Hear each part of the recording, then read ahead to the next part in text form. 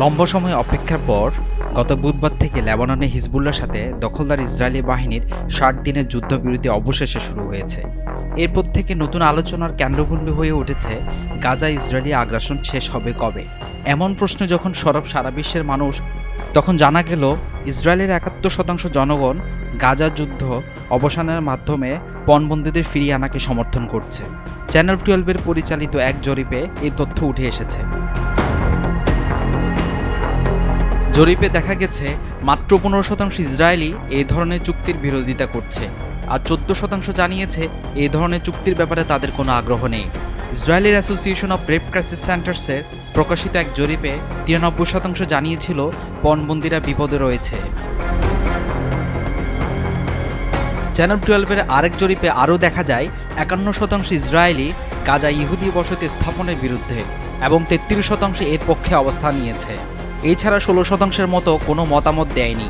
ইসরায়েলের প্রধানমন্ত্রী বেনিয়ামিন নেতানিয়াহুর ভোটারদের মধ্যে প্রায় 57% গাজায় শান্তি প্রতিষ্ঠার পক্ষে মতামত দিয়েছেন, আর 24% এর বিপক্ষে অবস্থান নিয়েছেন। এইদিকে বৈরুতের দক্ষিণ শহরতলিতে গেল শনিবার গভীর রাতে 2 মাস আগে ইসরায়েলি বিমান হামলায় সাবেক হিজবুল্লাহ নেতা হাসান নাসরুল্লাহ নিহত হওয়ার স্থানটিতে শত শত লোক এক স্মরণ সভায় মিলিত হয়। লেবাননের এই গোষ্ঠীটির আয়োজিত এক অনুষ্ঠানে ইসরায়েলি হামলার সৃষ্ট বিশাল গর্তের ভেতরে ও চারপাশে হিজবুল্লাহর হলুদ পতাকা ও মোমবাতি গেঁথে দেওয়া হয়। বুধবার ইসরায়েলের সাথে তাদের যুদ্ধবিরতি চুক্তি কার্যকর হওয়ায় যুদ্ধটি শেষ হতে চলেছে বলে মনে করছেন তারা। তবে এরকম আশা পূর্বেও এসেছিল বলে মনে করেন বিশ্লেষকরা। কর্মীদের উজ্জীবিত করার জন্য সেখানে নাসরুল্লাহর বক্তৃতা বাজানো হয়। সাইটটির আশেপাশের ক্ষতিগ্রস্ত ভবনগুলোতে নেতার একাধিক বিশালাকায় প্রতিকৃতি সাজানো ছিল। 2023 সালের 7 অক্টোবর ইসরায়েলে ফিলিস্তিন গোষ্ঠী হামলার পর হিজবুল্লাহ তার মিত্র হামাসের সমর্থনে প্রায় 1 বছরের আন্তঃসীমান্ত গুলি বিনিময়ের পর সেপ্টেম্বরের শেষের দিকে এই যুদ্ধ তীব্র হয়।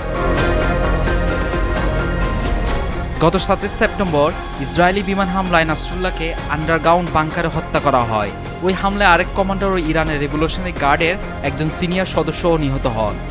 তার শেষকৃত্যে ইসরায়েলের লক্ষ্য করবে আশঙ্কায় এক গোপন স্থানে নাসরুল্লাহকে দাফন করা হয়।